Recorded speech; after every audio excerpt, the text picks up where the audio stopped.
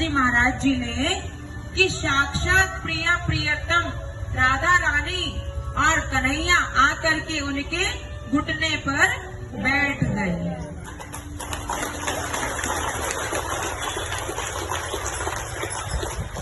जो महाराज जी ने देखा इधर तो श्री जी है और इधर कन्हैया है, बड़े खुश हुए और उन्होंने हाथ जोड़ के कहा कि प्रिया प्रियतम आप इस निकुंज में निवास करिए। निकुंज किसे कहते हैं? जिसमें लता है, पत्ता है, सब कुछ ओरिजिनल प्रकृति द्वारा बनाया गया है। किसी के द्वारा ईंटों पत्थर का महल तैयार नहीं किया। निकुंज जिसमें प्रकृति हवा अपने आप करती है, वो है निकुंज।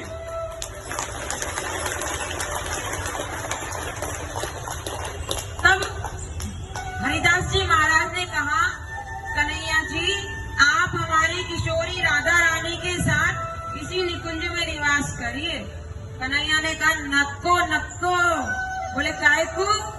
हमारी किशोरी जी बड़ी कोमल है, इसीलिए यहाँ गहन निकुंज में निवास नहीं कर सकते।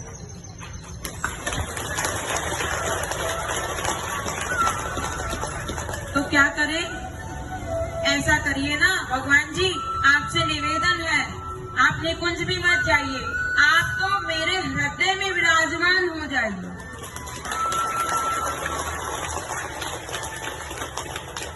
भगवान जी ने क्या लीला करी? कन्हैया जी ने, किशोरी राधा रानी ने, दोनों ने मिलकर एक रूप बनाया, वो हुआ अपना बांके बिहारी का। बोले वृंदावन बिहारी। बांके बिहारी प्रत्यक्ष देवता है भैया, बहुत चमत्कार करते हैं। एक दिन हरिदास जी महाराज बैठे थे अपने ध्यान में, प्रिया प्रियतम का दर्शन कर रहे थे। एक व्यापारी था, बहुत दूर रहता था। उसके ना एक इत्र की दुकान थी।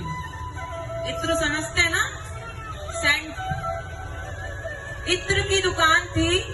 उसने सोचा बिहारी जी के जा रहा हूँ वृंदावन, तो कुछ ना कुछ भेंट लेके जाऊं भगवान के पास, संतों के पास, मित्र के घर खाली हाथ नहीं जाना चाहिए, कुछ ना कुछ लेके जाना चाहिए।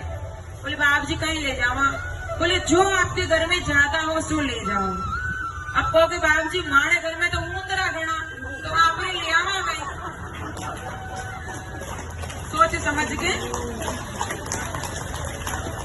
बोले श्रीमन नारायण भगवान की। तो उस कन्नौज के व्यापारी ने सोचा कि मेरे इत्र की इतनी अच्छी दुकान है, हाई क्वालिटी का एक इत्र का बॉटल लिया, भाई जिसके जो होगा वही तो ले जाएंगे। जिसके गिरवी की दुकान है वो सोचेगा सोना चांदी ले जाके चढ़ावे कतावे, जिसकी बर्तन की दुकान है सोचेगा बर्तन ले जाए बाप जी के नॉन स्टिक, पर बाप जी बर्तन नहीं चाहिए। कहने का मतलब जिसकी जो चीज होती है वो एकदम गुड क्वालिटी निकाल के देता, बाप जी ये लो, है ना। तो उन्होंने बढ़िया सा बॉटल लिया इत्र का और अपनी जेब में रख दिया। कहा कि वृंदावन जाऊं तो बिहारी जी का बहुत नाम सुना है, आज देख के आता हूँ बांके बिहारी कैसा दिखता है, हाँ जाकर के दर्शन करता हूँ और आज पूरा पता करके आऊंगा कौन सी गली में है, कितने बजे दर्शन खुलता है, कब उनके भोग लगता है। इस प्रकार सोच के घर से वो चल पड़े। भक्तों जैसे ही वो चले ना, आए, जो वृंदावन की सीमा में प्रवेश किया, सब कह रहे थे कुंज बिहारी। बोलिए कुंज बिहारी, बोलिए कुंज बिहारी श्री हरिदास।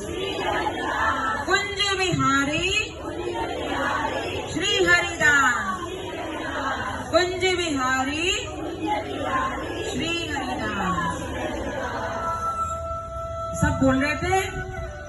उन्होंने सोचा कन्नौज के व्यापारी ने, सब तो बोलते हैं बांके बिहारी की जय, वृंदावन बिहारी की जय, राधे रानी की जय और राधे राधे, लेकिन यहाँ पे लोग तो कुंज बिहारी श्री हरिदास।